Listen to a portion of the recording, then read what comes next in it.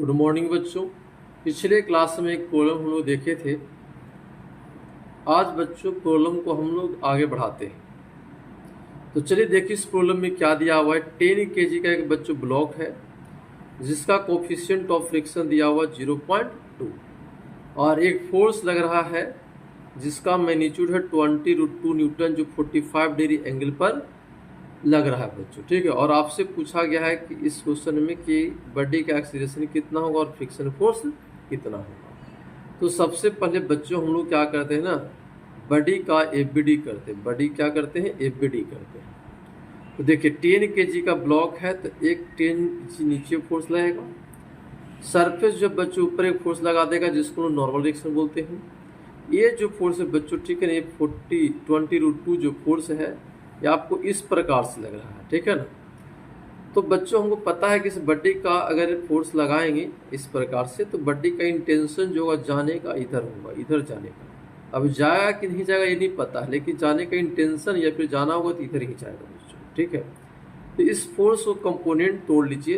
ये अगर ये 45 डिग्री है तो ये भी आपका क्या हो जाएगा 45 डिग्री। तो इसका एक कंपोनेंट हो जाएगा 20√cos 45 डिग्री।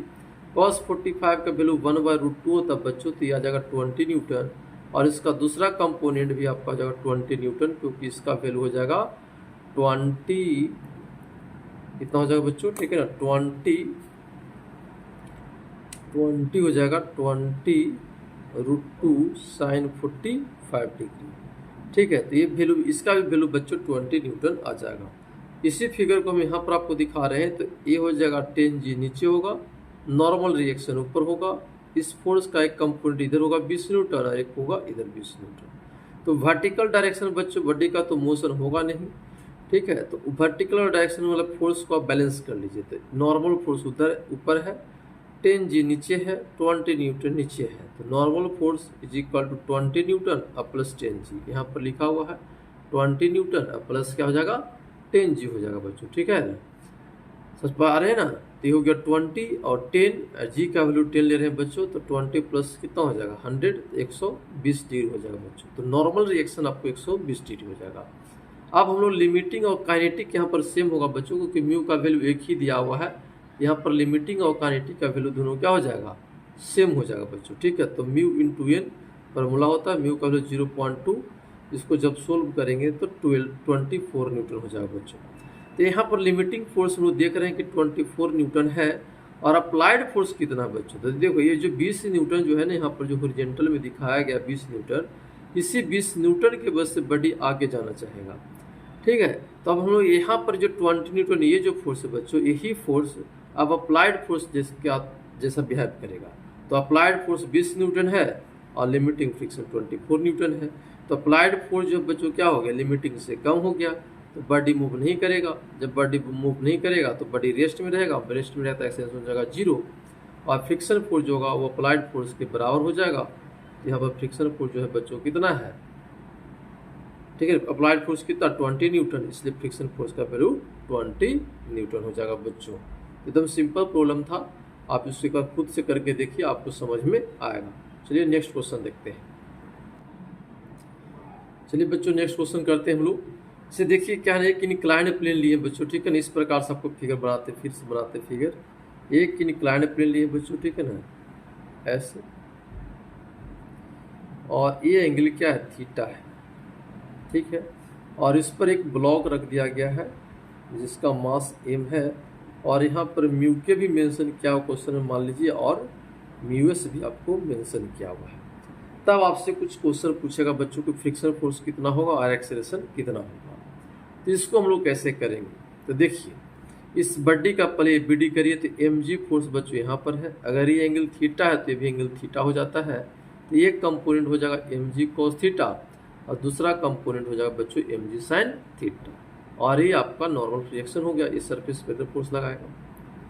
तो यहाँ पर बच्चों नॉर्मल जो फोर्स हो जाएगा वो हो जाएगा mg cos थीटा के बराबर हो जाएगा। और अगर लिमिटिंग निकालेंगे तो म्यू एस इंटू एन हम लोग फॉर्मूला पढ़े हैं, तो mu s is equal to mg cos theta, और काइनेटिक अगर लिखेंगे तो म्यू इंटू एम, इतना आपको हो जाएगा बच्चों। ठीक है, अब यहाँ पर mg sin थीटा जो बच्चों है ना, ये अप्लाइड फोर्स है, यही फोर्स इस बॉडी को नीचे ले जाना चाहेगा। ठीक है, अगर इसका वैल्यू लिमिटिंग से कम होगा तो बॉडी नहीं जाएगा, अगर इसका वैल्यू ज़्यादा होगा तो बॉडी नीचे मूव कर जाएगा, तो एक्सेलरेशन हो जाएगा। इसका दो केस हो सकता है बच्चों, mg sin थीटा का जो वैल्यू है, जो अप्लाइड फोर्स है, उसका वैल्यू अगर लिमिटिंग से कम या फिर बराबर हो जाएगा। अगर होता है कैलकुलेट कर लेंगे, ठीक है ना, मतलब आपको डाटा दिया रहेगा, आपको हम लोग देखेंगे कि mg sin थीटा का वैल्यू लिमिटिंग से ज़्यादा है कि कम है। अगर कम होगा तो बॉडी रेस्ट में होगा, और रेस्ट में होगा तो एक्सेलरेशन हो जाएगा 0, और उस केस में फ्रिक्शन फोर्स बच्चों अप्लाइड फोर्स के बराबर होता है, तो फ्रिक्शन फोर्स कितना हो जाएगा, mg sin थीटा हो जाएगा। अब mg sin थीटा का वैल्यू अगर मान लीजिए कि लिमिटिंग से ज़्यादा है, तो अगर ज़्यादा हो जाएगा, मान लेते हैं अभी फिलहाल केस 2 में, तो उस केस में बॉडी क्या करेगा, नीचे आपका स्लाइड करने लगेगा अलोंग द इंक्लाइंड प्लेन। तो उस केस में फ्रिक्शन फोर्स काइनेटिक फ्रिक्शन के बराबर हो जाएगा, तो म्यू के इंटू mg cos थीटा हो जाएगा बच्चों। अब अगर एक्सेलरेशन की बात करते हैं तो यहाँ पर देखिए mg sin थीटा नीचे हो गया, एफ के आपको इधर हो गया, बॉडी में एक्सेलरेशन इधर होगा, तो इतना फोर्स माइनस इतना बटा मास, तो नेट फोर्स बाई मास कर दिए, mg sin theta minus mu के mg cos theta by M common होकर कट जाएगा बच्चों।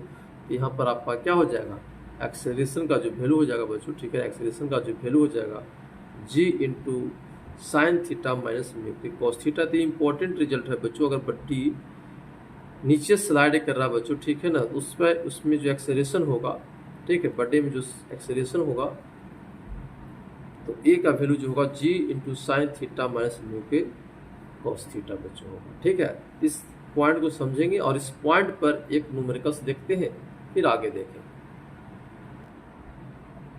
चलिए बच्चों इस प्रॉब्लम को देखिए पहले। तो प्रॉब्लम को फिर से मैं मेंशन कर देता हूँ क्या इसमें दिया हुआ है। जैसे एक इंक्लाइंड प्लेन है और इस इंक्लाइंड प्लेन का एंगल ऑफ इंक्लाइनेशन 37 डिग्री है बच्चों, ठीक है, और एक ब्लॉक है जिसका मास आपका 10 kg है, ठीक है, और यहाँ पर म्यू का वैल्यू दे रहा है 1.2। तब आपसे पूछ रहा है कि एक्सेलरेशन क्या होगा और फ्रिक्शन फोर्स क्या होगा बच्चों। तो इस क्वेश्चन को करने के लिए बच्चों, ठीक है ना, हम लोग क्या करेंगे ना, सबसे पहले एबीडी करेंगे। तो देखिए एक mg है, अगर 37 है तो ये भी 37 हो जाएगा, तो ये हो जाएगा mg cos 37 और ये हो जाएगा mg sin 37। तो mg sin 37 का वैल्यू कैलकुलेट कर लीजिए। तो m का वैल्यू 10, g का वैल्यू 10 और sin 37 3/5। इसको सोल्व करेंगे तो 5 से कटेगा 10 तो 2 हो जाएगा, 3 इंटू 2 और फिर इंटू 10 तो कितना हो जाएगा 60 न्यूटन ये फोर्स हो जाएगा बच्चों किसका, mg sin थीटा। यही mg sin थीटा जो है ना बच्चों, इसको खींचना चाहेगा, नीचे ले जाना चाहेगा, तो यही फोर्स यहाँ पर क्या हो जाएगा, अप्लाइड फोर्स जैसा बिहेव करेगा, ठीक है। अब नॉर्मल रिएक्शन निकाले तो बच्चों, तो नॉर्मल रिएक्शन mg cos 37 के बराबर हो जाएगा। नॉर्मल रिएक्शन इधर है mg cos 37, तो m का वैल्यू 10, g का वैल्यू 10 और cos 37 4/5, इसको काटेंगे तो 80 न्यूटन हो जाएगा बच्चों, ठीक है। तो इस केस में लिमिटिंग और काइनेटिक दोनों का वैल्यू सेम हो जाएगा, जिसका फॉर्मूला हो जाएगा म्यू इंटू एन। म्यू का वैल्यू 1/2 और एन का वैल्यू 80, इसको सोल्व करेंगे तो आ जाएगा 40 न्यूटन। तो लिमिटिंग फोर्स का वैल्यू हो जाएगा बच्चों 40 न्यूटन हो जाएगा, और अप्लाइड फोर्स यहाँ पर हो गया 60 न्यूटन। हम लोग देख रहे हैं कि अप्लाइड जो फोर्स है वो आपका लिमिटिंग से क्या है, ज़्यादा है, तो बॉडी क्या करेगा, स्लाइड करने लगेगा, मूव करने लगेगा नीचे। जब मूव करने लगेगा तो फ्रिक्शन फोर्स काइनेटिक फ्रिक्शन के बराबर हो जाएगा, ठीक है ना। तो यहाँ पर काइनेटिक फ्रिक्शन कितना है, 40 न्यूटन के बराबर। लिमिटिंग काइनेटिक यहाँ पर सेम हो जाएगा क्योंकि म्यू का वैल्यू एक ही दिया है, तो 40 न्यूटन ले लेंगे। और अगर एक्सेलरेशन की बात होगी बच्चों, तो आपका क्या हो गया, आप यहाँ पर दिखा सकते हैं कि सर बॉडी जो है ना, यहाँ पर देख लीजिए, ये आपका इंक्लाइंड प्लेन है, ठीक है। बॉडी आपका क्या हो रहा है, नीचे जा रहा है कितने न्यूटन से, 60 न्यूटन से फोर्स लग रहा है नीचे की ओर, और इधर आपका कितना हो जाएगा बच्चों, ठीक है, ये 40 न्यूटन हो जाएगा। तो बॉडी में एक्सेलरेशन आ जाएगा, कितना आ जाएगा 60 माइनस 40 बाई मास, तो 60 माइनस 40 20 और बाई 10, तो आपको हो जाएगा, कट जाएगा, हो जाएगा 2 मीटर पर सेकेंड स्क्वायर हो जाएगा बच्चों। इसको देखिए बारीकी से, 2 मीटर पर सेकेंड स्क्वायर, वही आपका क्या हो जाएगा, आंसर हो जाएगा बच्चों। तो इस पर बेस्ट बहुत से क्वेश्चन हम लोग करेंगे, बस आप कंटिन्यू बने रहिए। अगले लेक्चर में हम लोग देखेंगे और भी बहुत अच्छे से प्रॉब्लम देखेंगे बच्चों, ठीक है। पहले बेसिक क्लियर कर लीजिए, आप पूरा पढ़ लेने के बाद बच्चों एक बार आप जेईई मेन का क्वेश्चन देख लेंगे, आपका हर क्वेश्चन आपसे सॉल्व हो जाएगा बच्चों, लेकिन रेगुलर बने रहिए।